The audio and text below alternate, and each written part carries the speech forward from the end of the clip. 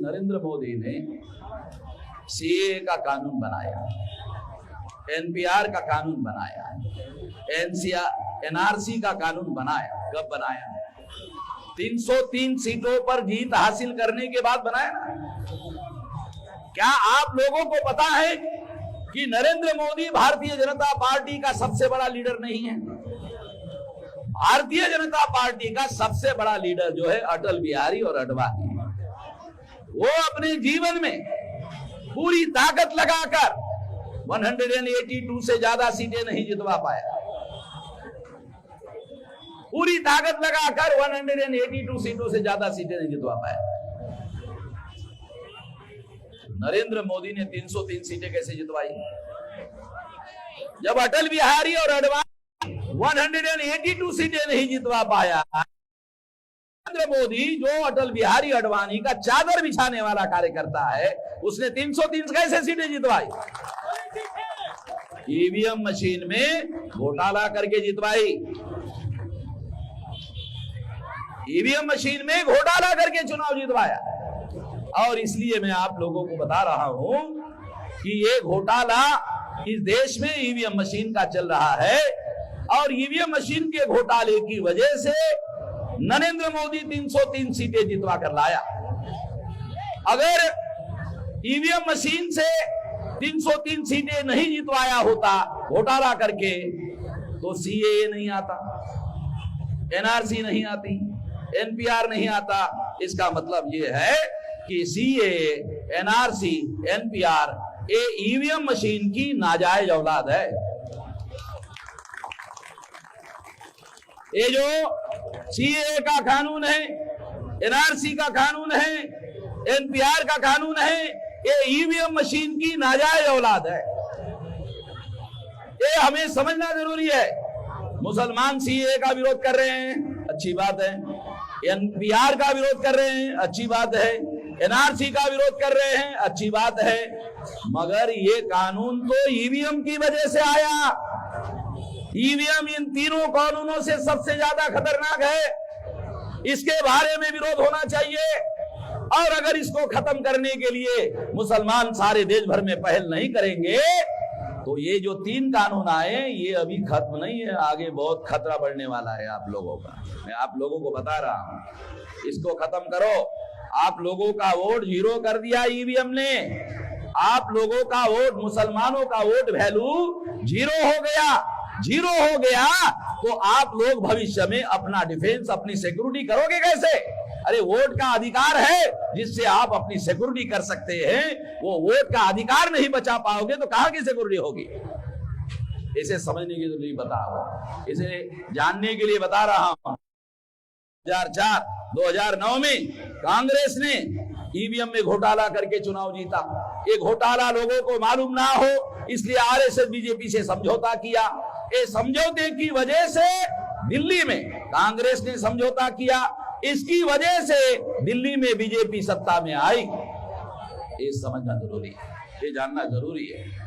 और ये जानने से आपको पता चलेगा हमें आगे भविष्य में करना क्या होगा, क्या नहीं करना होगा, ये आपको बता रहा हूं। अब आपको मैं सीए के बारे में, एनआरसी के बारे में और एनपीआर के बारे में कुछ बातें आपको समझाना चाहता हूं। उसे समझना बहुत जरूरी है। सीए पाकिस्तान का नाम बताकर नरेंद्र मोदी ने कानून बनाया। नाम किसका लिया? पाकिस्तान का। कि पाकिस्तान में जैन, बुद्धिस्ट, हिंदू, पारसी, सिख, क्रिश्चियन इन लोगों पर अत्याचार होगा, और वो नागरिक अगर भारत में आएंगे तो आने के बाद उनको नागरिकता देंगे। इसके लिए कानून बनाया। ऐसा नरेंद्र मोदी सारे देश के लोगों को बताता है। सारे देश के लोगों के सामने देश का प्रधानमंत्री झूठ बोलता है। क्यों ऐसा बोल रहा हूं झूठ बोलता है? कि अगर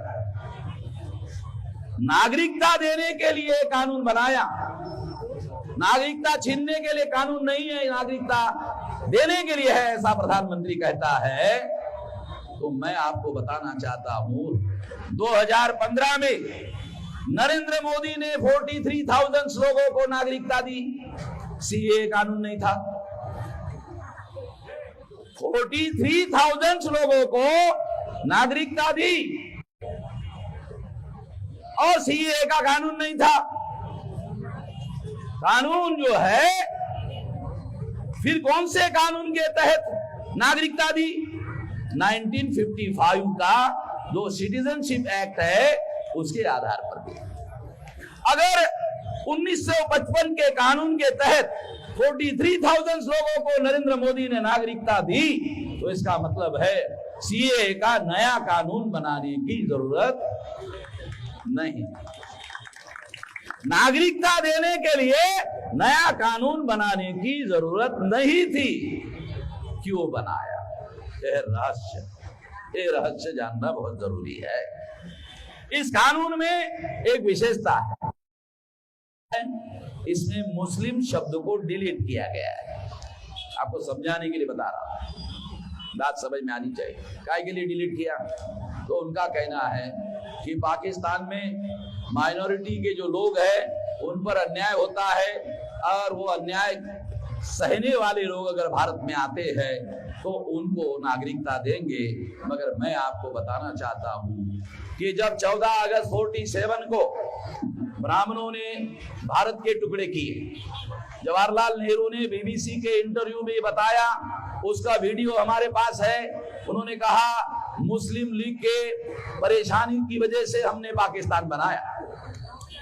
जवाहरलाल नेहरू खुद ही कह रहे हैं कि हमने पाकिस्तान बनाया, मगर सारे देश भर में पाकिस्तान बनाने के लिए मुसलमानों को दोष दिया जाता है। और जवाहरलाल नेहरू ने बीबीसी के इंटरव्यू में कहा कि हमने बनाया। इसका मतलब यह है कि इसके पीछे एक साजिश थी, उन्होंने पाकिस्तान बनाया, बाकी भारत पर ब्राह्मणों का कब्जा हो इसके लिए किया। फायदा किसको हुआ? पाकिस्तान का करने का फायदा। तो कानून है, क्रिमिनल कानून है। कभी कभी क्रिमिनल कानून में ये माना जाता है जिसको फायदा होता है वो अपराधी होता है। इसके लिए उन्होंने ये फायदा करने के लिए, उनको फायदा हो, भारत पर ब्राह्मणों को कब्जा करने का मौका मिले, इसके लिए भारत का विभाजन किया। उस दौरान भारत के कुछ मुस्लिम पाकिस्तान गए, वहां पर उन मुसलमानों को मुहाजिर कहा जाता है। मुसलमानों को भी मालूम है मुहाजिर कहा जाता है, और वो मुहाजिर भी वहां अल्पसंख्यक है, माइनॉरिटी में है, उन पर भी अत्याचार होता है। अगर वो भारत में आना चाहते हैं तो उसके लिए कानून में प्रावधान होना चाहिए था, उसके लिए सीएए कानून में प्रावधान होना चाहिए था। उनके ऊपर भी अगर अन्याय होता है, अगर वो आता है, उनको भी नागरिकता दी जाएगी, ऐसा कानून होना चाहिए था। ऐसा होने से क्या होता? किसी के साथ भेदभाव नहीं होता। भारत के संविधान के अनुसार, आर्टिकल 14 के अनुसार, किसी भी व्यक्ति के धर्म के आधार पर भेदभाव नहीं किया जा सकता। मगर यहाँ मुसलमान को, मुसलमान होने की वजह से इस कानून में मुसलमानों को डिलीट किया गया है। इसके पीछे क्या रहस्य है? इसके पीछे का रहस्य क्या है? इसके पीछे का रहस्य है कि आरएसएस, बीजेपी के लोगों ने सोचा यदि मुसलमानों को डिलीट करेंगे, सारे देश भर के मुसलमान विरोध करेंगे, और अगर विरोध करेंगे तो भारत में हिंदू मुसलमान का मामला खड़ा हो जाएगा। हिंदू मुसलमान का मामला खड़ा करने का मौका मिलेगा, और हिंदू मुसलमान का मामला खड़ा करने से क्या होता है? हिंदू मुसलमान के मामले से जो अल्पसंख्यक ब्राह्मण हैं, 3.5% ब्राह्मण हैं, उनको बहुसंख्य होने का मौका मिलता है। अन्यथा ब्राह्मण प्रचार करके हिंदू की संख्या नहीं बढ़ा सकता, ब्राह्मण पैदा करके अपनी संख्या नहीं बढ़ा सकता। तो इसीलिए वो हिंदू मुसलमान का ध्रुवीकरण करने के लिए इस तरह का कानून बनाया। ये एक षड्यंत्र है, ये षड्यंत्र हम लोगों को समझने की जरूरत है सीएए के पीछे। दूसरी महत्वपूर्ण बात, प्रधानमंत्री ने कहा ये कानून नागरिकता देने के लिए है, नागरिकता छीनने के लिए नहीं है। मगर मैं सबूत के तौर पर आपको आंकड़ा बताता हूं। आसाम में जब एनआरसी लागू की गई तो 19,48,000 लोगों को अधिकार से वंचित कर दिया गया। उसमें 5 लाख मुसलमान हैं, 14,48,000 SC ST OBC के लोग हैं। इसका मतलब है मुसलमानों से 3 गुना ज्यादा SC ST OBC के लोगों को नागरिकता के अधिकार से वंचित कर दिया गया। जब मुसलमानों के विरोध में फसाद करने का मामला आता है तो ये ब्राह्मण इन SC ST OBC को कहते तुम बढ़िया हिंदू हो। मुसलमान को विरोध करने का मामला आता है तो कहते बढ़िया हिंदू हो। अधिकार देने का मामला आता है तो कहते हैं तुम नालायक हो, तुम्हारे पास मेरिट नहीं है, तुम लायक नहीं हो। ये बात आप लोगों को समझने की जरूरत है, ये बात जानने की जरूरत है, ये बात समझने की जरूरत है। और इसलिए मैं आप लोगों को बता रहा हूं कि आसाम में 5 लाख मुसलमानों को NRC में निकाला, नागरिकता के अधिकार से वंचित किया, और 14,48,000 SC ST OBC के लोगों को निकाला। तो इसका मतलब है केवल ये मुसलमानों का मामला नहीं है। जो SC ST OBC के लोग ऐसा मानते हैं कि ये केवल मुसलमानों का मामला है, गलत बात है। ये मुसलमानों का अकेले मामला नहीं है, ये मामला SC ST OBC के लोगों का भी है। और इसलिए ये SC ST OBC का भी मामला है, तो उन लोगों को इस काम में इस्तेमाल वो लोग ना कर सके, इसलिए उनको जगाने की जरूरत है। सारे देश भर में ये बात भी बताया जाना जरूरी है, ये बात भी जानना जरूरी है। इससे सिद्ध होता है कि प्रधानमंत्री की नागरिकता छीनने का नहीं है, ये तो नागरिकता छीनने का मामला हो गया है। ये नागरिकता देने की बात कर रहे हैं। अरे जो पाकिस्तान से दुखी होकर आएंगे, अभी कुछ लोग आए थे अमृतसर में, हरमंदिर साहब में दर्शन के लिए आए थे। उन्होंने, अखबार वालों ने उनको पूछा कि ये जो CAA का कानून बना, इसमें नागरिकता देने के लिए कहा जा रहा है, इस पर आपका क्या कहना है? कहा सियासत है। सियासत का मतलब ये राजनीति है। और राजनीति कैसे है? तो वो पाकिस्तान से अमृतसर आए हुए लोग कह रहे थे कि हमको वीजा तो भारत सरकार देता नहीं है, नागरिकता कहां से देगा? हमको वीजा नहीं देते, नागरिकता देने की बातें कर रहे हैं। वीजा नहीं देते हमको, भारत में दर्शन करने के लिए आना है तो उसके लिए वीजा नहीं देते, तो नागरिकता कहां से देंगे? उन्हें सिद्ध करना होगा पाकिस्तान में उन पर अन्याय होता है। अरे अन्याय होने वाला आदमी भागकर आता है तो डॉक्यूमेंट लेकर आता है क्या? कहां से प्रूव करेगा? तो ये बातें हम लोगों को समझने की जरूरत है। ये सारा झूठ का प्रोपेगेंडा किया जा रहा है, मीडिया उनके पास है, इसलिए झूठ बातें बोली जा रही है। अभी मैं आपको NPR के बारे में बताना चाहता हूं। NPR क्या है? आप लोगों को NPR के बारे में कहा जा रहा है कि NPR में आपको कहां डॉक्यूमेंट मांगा जा रहा है, तो आपको भ्रम पैदा किया जा रहा है। आपको बताना चाहता हूं, आपको जानकारी हो इसलिए बताना चाहता हूं। NPR में जब कोई प्रगणक आपके घर में आएगा तो आपको पूछेगा आपका नाम क्या है, आपकी उम्र क्या है, आपके पिता का नाम क्या है, उम्र क्या है, वो दादा आपका कहां पैदा हुआ था, आपका बाप कहां पैदा हुआ था। तो डॉक्यूमेंट की क्या सिचुएशन है हमारे देश में, आपको उदाहरण देता हूं। दादी को पूछो, दादी मेरा बाप कब पैदा हुआ, कहां पैदा हुआ, तो दादी कहती है कि ईद का दिन था और बरसात हो रही थी, बिजली चमक रही थी, तो तेरा बाप पैदा हुआ बेटा। अरे सारे देश का मामला ये है। जो SC ST OBC के लोग हैं उनको पूछो, तो वो पूछते दादी मेरा बाप कब पैदा हुआ? कहा दशहरे का दिन था, दिवाली का दिन था, फटाके बहुत बज रहे थे, तो तेरा बाप पैदा हुआ।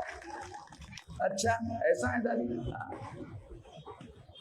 दिवाली तो हर साल आती है दादी, ये कौन से साल की दिवाली थी, ये कौन से साल की ईद थी, ये तो पता नहीं बेटा, मगर ईद के दिन पैदा हुआ तेरा बाप, ये गारंटी से कहती है। बरसात थी, बिजली चमक रही थी, ये दादी तेरे को कैसे पता? कहा कि बिजली जब चमकती है तो खिड़की दरवाजे से भी प्रकाश अंदर आ जाता है, लाइट अंदर आ जाता है। तो मुझे याद है बेटा, इसलिए कह रहे, पूरा गारंटी से कह रहे। कागज है दादी? कागज कहाँ है? तो दिवाली और दशहरा और ईद के दिन पैदा हुआ, उसका कोई कागज नहीं है। किसी के पास भी कागज नहीं है। नरेंद्र मोदी की माँ 85 साल की, पूछो कागज है? अरे किसी के पास भी नहीं है तो नरेंद्र मोदी के माँ के पास कहां से कागज होगा? क्योंकि कागज का सिस्टम ही नहीं था हमारे देश में। जब अंग्रेज आए, देखो आपको उदाहरण के लिए, अंग्रेज आए तो उन्होंने देखा अजीब किस्म के लोग है भाई, इनको समय का कोई मूल्य ही नहीं। तो चौराहे पर घंटा घर लगाया, वॉच लगाया वहां, तो कोई वाचता ही देखता ही नहीं था। वो वॉच जो बड़ी लगाया चौराहे पर, कोई आदमी देखता ही नहीं था। तो अंग्रेजों ने वो वॉच में घंटा लगाया, 2 3, साले तुम देखो या मत देखो, तुमको मालूम जरूर हो जाएगा 1 बज गया, 2 बज गया, 3 बज गया। ये तो अंग्रेजों ने हमारे देश में आने के बाद ये जनसंख्या का डाटा इकट्ठा करने का काम शुरू किया। पहले तो ऐसा कुछ होता ही नहीं था। और भारत सरकार ने 1969 को 69 को कानून बनाया, जन्म प्रमाण पत्र का 85 में लागू किया। अरे जब 85 में लागू किया, हमारा आदमी सरकार के पास जाएगा, सरकार को पूछेगा हमारा जन्म प्रमाण पत्र का कागज, तो सरकार के पास ही कागज नहीं, सरकार के पास कागज नहीं है और सरकार लोगों से कागज मांग रही है। जब सरकार के पास ही कागज नहीं है और सरकार हम लोगों को कागज मांग रही है, अजीब किस्म की बात है। अब सरकार कहती है हम लोग विदेशी घुसपैठियों को भारत से भगाना है, तो हम कौन सा समर्थन कर रहे हैं? अगर कोई विदेशी घुसपैठिया भारत में घुस गया है तो निकालो। हम क्या कह रहे हैं? उसको रखो, निकालो। अरे मगर एक घुसपैठी को पकड़ने के लिए 132 करोड़ को परेशान क्यों कर रहे हो? कौन से कानून के तहत परेशान कर रहे हो? चोर को पकड़ना है, 1000 की बस्ती है, तो पुलिस वाला चोर को ही पकड़ेगा या 1000 लोगों को परेशान करेगा? अजीब किस्म का कानून है। ऐसा तो कोई कानून है नहीं कि हजारों को परेशान किया जाए। ऐसा कोई किसी प्रकार का कोई कानून नहीं है। एक और भी बात आपको बताना चाहता हूं, अगर किसी के ऊपर आरोप है, पुलिस किसी को पकड़ के ले जाती है और पुलिस चौकी में उसकी पिटाई करती है कि तूने ही हत्या की, बोलता मैंने तो नहीं की। दूसरे दिन भी पिटाई करती है, कहता है लिख के देते हो क्या कि मैंने की। फिर तीसरी बार पिटाई करता है, वो जबरदस्ती से उससे लिखवाया जाता है। फिर मैजिस्ट्रेट के पास जाता है, मैजिस्ट्रेट पूछता है ये तूने ही लिख कर दिया, ये तेरे को मंजूर है कि तूने हत्या किया? नहीं, ये तो डंडे मारने की वजह से लिख कर दिया। मैजिस्ट्रेट के सामने वो आदमी कहता तो डंडे मारने की वजह से लिख कर दिया। तो जो डंडे मार कर लिखा जाता है, लिखवाया जाता है, उसे सही नहीं माना जाता। अब एनपीआर में आपसे जानकारी ली जाएगी, आपसे ही जानकारी ली जाएगी और लेने के बाद तहसीलदार ऑफिस में लेके जाएंगे। लेके जाने के बाद वहां जब उनको लगेगा कि ये आदमी के दादा का कोई कागज उपलब्ध नहीं है, तो उसमें डी मार्क होगा। डी का मतलब है डाउटफुल सिटीजन। हो गया, लग गया डी। डी लगते ही आपका मामला शुरू हो गया, आपका सत्यानाश का मामला शुरू हो गया। डी कैसे लगता है? आप जानकारी दोगे तो लगता है, जानकारी नहीं दोगे लगने का सवाल नहीं है। अगर आपने जानकारी दी तो उसके आधार पर लगेगा डी।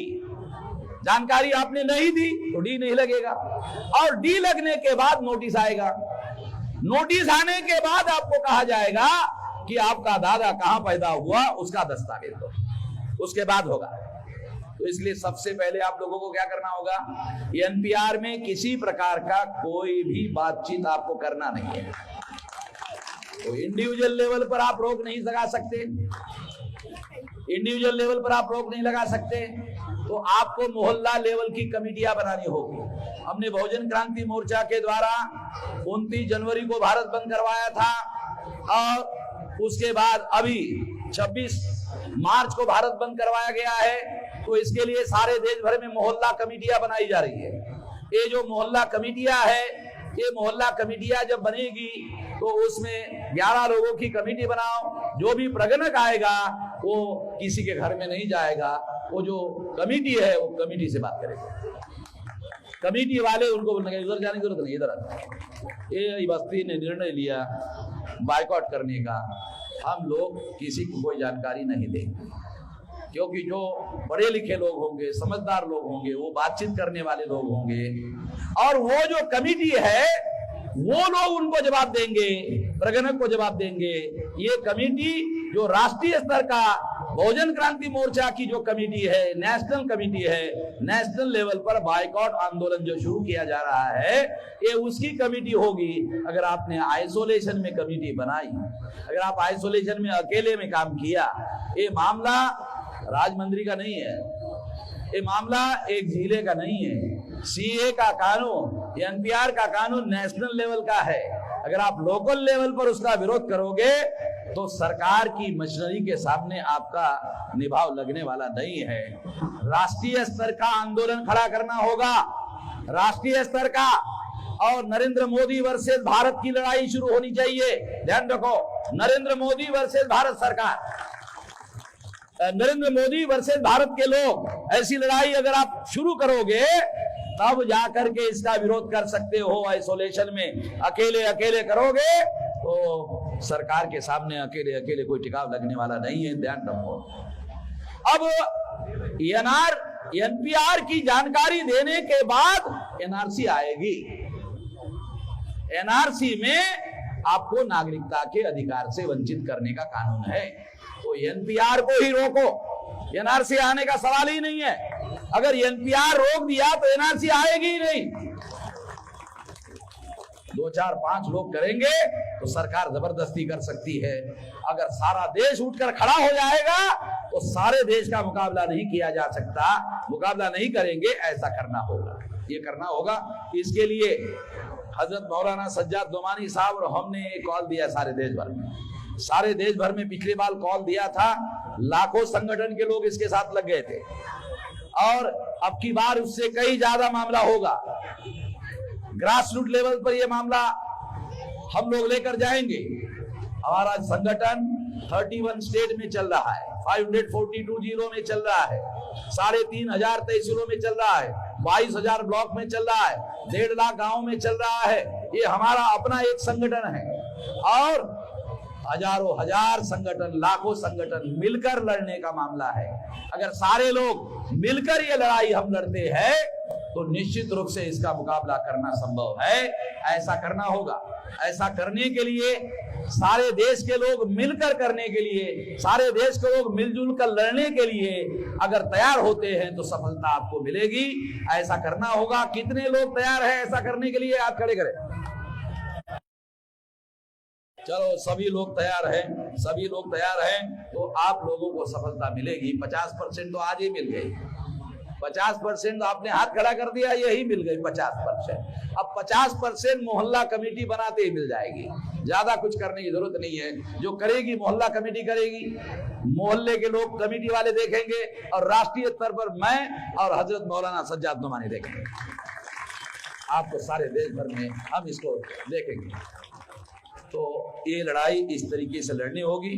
आपने मेरी बात ध्यान से सुनी, इसके लिए आभार, धन्यवाद।